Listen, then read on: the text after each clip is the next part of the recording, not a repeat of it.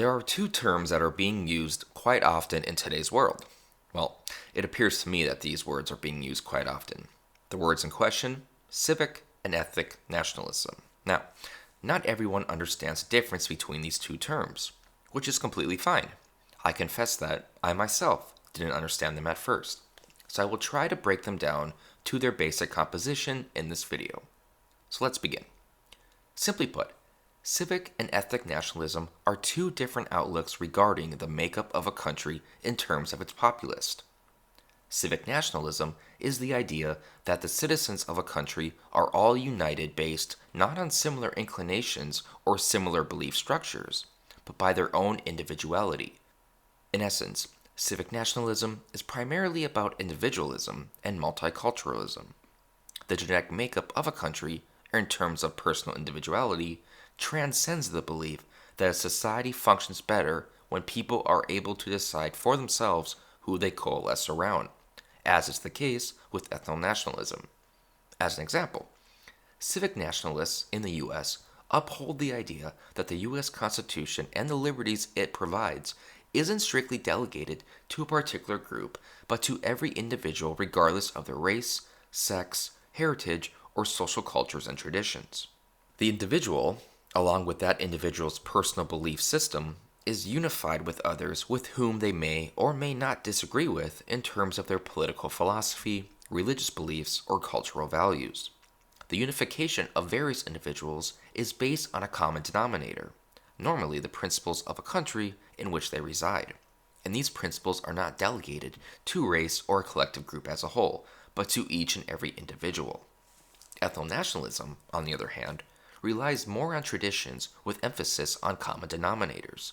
For example, many ethno-nationalists believe in the idea of race segregation, not due to any inherent beliefs of racism, but because the idea of separating into racial groups is completely normal from an evolutionary standpoint. As an example, when the state remains out of the affairs of individuals, most individuals tend to congregate around those of the same race. We see this in churches, where it's not unusual to see congregations of all white or all black members.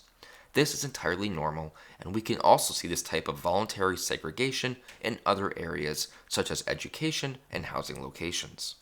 Ethno-nationalists believe that a society functions better when the nation is made up of a collective group of individuals all sharing a similar tradition, belief, physical appearance, or a common goal. Ethno-nationalists tend to believe that the nation creates the individual, and those who disagree with that belief only negatively affect the nation as a whole. It's important to note that although the alt-right supports the idea of an ethno-state, they should not be mischaracterized as racist. The idea of an ethno-state goes back generations, longer than the idea of multiculturalism or civic nationalism. That being said, that doesn't mean that some alt-right supporters aren't racist.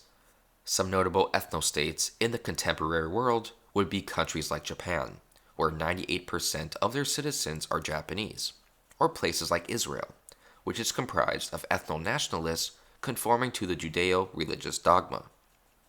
The idea of ethno-nationalism is based on the premise that a group of individuals are better off when allowed to interact with those who share common traditions and values, whereas civic nationalists believe that diversity is strength and a person's individuality is pertinent to the genetic makeup of a country. In conclusion, each of these terms have facets that can be considered good or bad, and this is a debate that we are seeing more and more every day, especially due to more and more white individuals feeling they are becoming oppressed by education facilities, government, and attacks from cultural and social Marxists. We see people like Styx Hexenhammer, Tara McCarthy, Richard Spencer, etc., debate the idea of an ethno-state more and more. Sargon of Akkad tried to have a debate regarding ethno-nationalism, but I don't think anyone can make it through the first 10 minutes of his constant pontificating and argumentative platitudes. Either way, it is a debate we are seeing more and more, and you can bet we will continue to see it more and more as time progresses. I hope you enjoyed the video, and if not, I hope this video at least helped you differentiate between the two terms and the pros and cons both ideologies may have. It's important to make a clear distinction.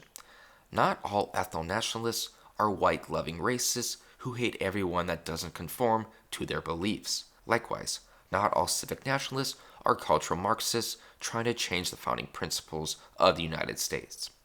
Both ideologies have their merits, and both ideologies should not be readily dismissed without doing research into what they represent.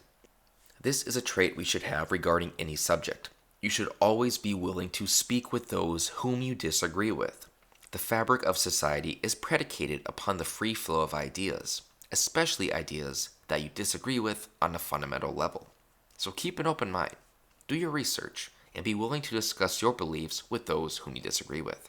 That is how society functions, and it is important that we continue this behavior in the future. If you like what you see, please share the video and consider subscribing and being a patron. The Piper Report is an alternative news source that reports on news you won't hear from the corporate media, and a special thanks to my patrons. And I'm done.